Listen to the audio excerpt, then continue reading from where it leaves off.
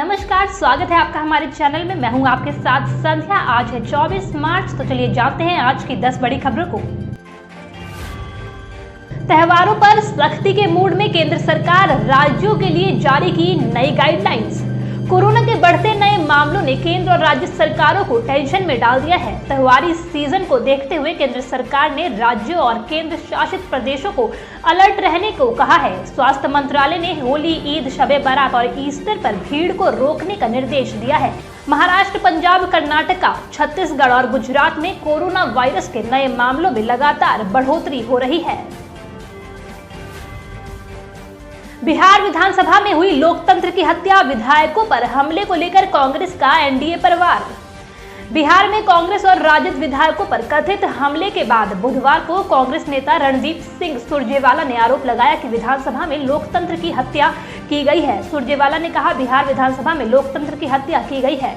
लोकतंत्र स्वामित्व की हर सीमा का उल्लंघन किया गया है। भाजपा और जेडीयू के इशारे पर पुलिस ने गुंडागर्दी के आरोप में राजद और कांग्रेस के विधायकों की पिटाई की।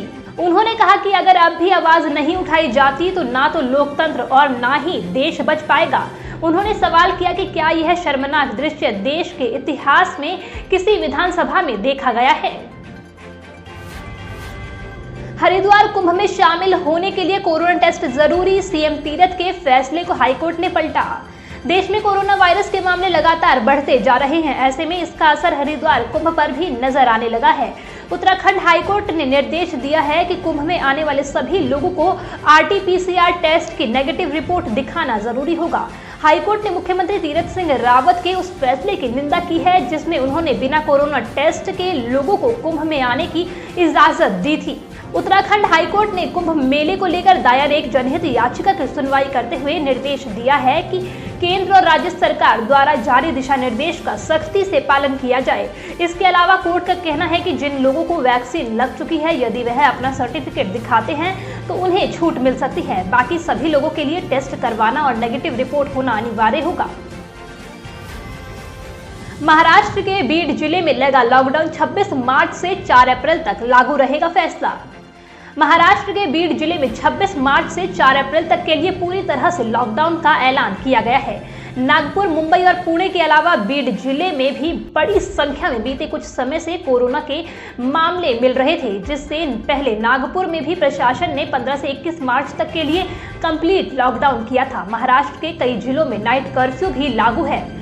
10 दिनों के लॉकडाउन के दौरान सभी मैरिज हॉल, होटल और रेस्तरां बंद रहेंगे। इसके अलावा सभी स्कूल और कॉलेजों को भी बंद रखने का आदेश दिया गया है। आमिर खान कोविड-19 पॉजिटिव। बॉलीवुड में लगातार बढ़ रहे हैं कोरोना के केस। बॉलीवुड में कोरोना के केस लगातार बढ़ते जा रहे हैं। रणबीर कपूर और कार्तिक आर्यन के बाद अब आमिर खान के कोविड पॉजिटिव होने की खबर आ रही है। रिपोर्ट्स के मुताबिक आमिर खान होम क्वारंटाइन हैं और जरूरी सावधानियां बरत रहे हैं। आमिर खान की टीम ने उनके संपर्क में आए लोगों से भी कोरोना टेस्ट करवाने की अपील की है। धान की फसल का अब तक नहीं मिला पूरा भुगतान, किसानों की मांग बकाया चुकाए और परिवहन सुविधा सुधारे सरकार।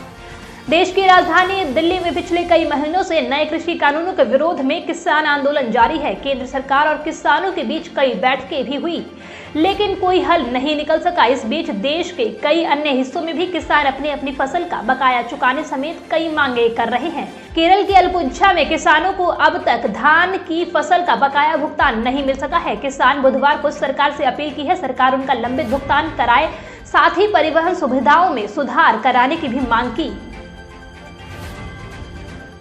असम में बोले पीएम मोदी, कांग्रेस वोट के लिए किसी को भी धोखा दे सकती है। 5 राज्यों में होने वाले विधानसभा चुनाव को लेकर राजनीतिक पार्टियां जोर शोर से प्रचार कर रही है। प्रधानमंत्री नरेंद्र मोदी भी असम में बिहपुरिया के लखीमपुर में एक जनसभा को संबोधित किया। प्रधानमंत्री नरेंद्र मोदी ने इस रैली में कांग्रेस पर जमकर निशाना साधा। उन्होंने चाय बागान में काम करने वाले मजदूरों का जिक्र करते हुए कहा, कांग्रेस ने चाय बागान में काम करने वाले मजदूरों की मजदूरी 100 रुपए भी नहीं बढ़ाई। एंटीलिया विस्फोटक मामले में एनआईए का बड़ा कदम, सचिन वाझे पर लगाया यूएपीए। राष्ट्रीय जांच एजेंसी ने निलंबित मुंबई पुलिस अधिकारी सचिन वाझे के खिलाफ गैरकानूनी गतिविधियां अधिनियम UAPA लगाया है। बता दें कि उद्योगपति मुकेश अंबानी के मुंबई स्थित घर के बाहर 25 फरवरी को स्कॉर्पियो गाड़ी मिली थी जिसमें विस्फोटक सामग्री थी। इस मामले को बाद में NIA को सौंप दिया गया है। NIA ने इस केस में मुंबई पुलिस के निलंबित अधिकारी सचिन वाझे को आरोपी बनाया है। वहीं स्कॉर्पियो गाड़ी के मालिक मनसुख हिरेन का भी शव कुछ दिनों के बाद ही मिला था, जिसमें भी सचिन वाझे को ही आरोपी बनाया गया है। दिल्ली में बिना नाम शुरू होगी राशन की डोर स्टेप डिलीवरी, आप सरकार की कैबिनेट ने दी मंजूरी। दिल्ली कैबिनेट ने राशन की डोर स्टेप डिलीवरी योजना को बिना नाम शुरू करने का निर्णय लिया है। केंद्र सरकार द्वारा मुख्यमंत्री घर घर राशन योजना पर पहले इसके नाम के कारण रोक लगा दी गई थी। अब इस योजना का नाम हटा दिया गया है। दिल्ली सरकार द्वारा स्वीकृत इस प्रस्ताव को अब केंद्र सरकार को भेजा जाएगा। जानकारी के अनुसार दिल्ली में राशन की डोर स्टेप डिलीवरी के लिए लाई गई मुख्यमंत्री घर घर राशन योजना केंद्र सरकार के ऐतराज के बाद आखिर किस तरह शुरू की जा सकती है, इसे लेकर मुख्यमंत्री अरविंद केजरीवाल ने बुधवार को हुई कैबिनेट की मीटिंग में बेहद अहम निर्णय लेते हुए इस योजना का नाम हटाने की बात कही है।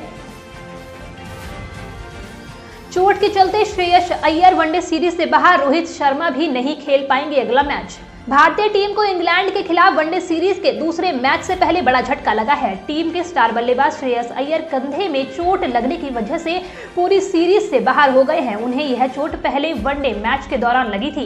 इसके अलावा BCCI ने बताया कि अनुभवी सलामी बल्लेबाज रोहित शर्मा भी अगले मैच में हिस्सा नहीं लेंगे। बल्लेबाजी करते हुए इंग्लैंड के तेज गेंदबाज मार्क वुड की 148 किलोमीटर की स्पीड वाली गेंद रोहित के कोहनी पर लग गई थी, जिसके बाद उन्हें दर्द होने लगा था।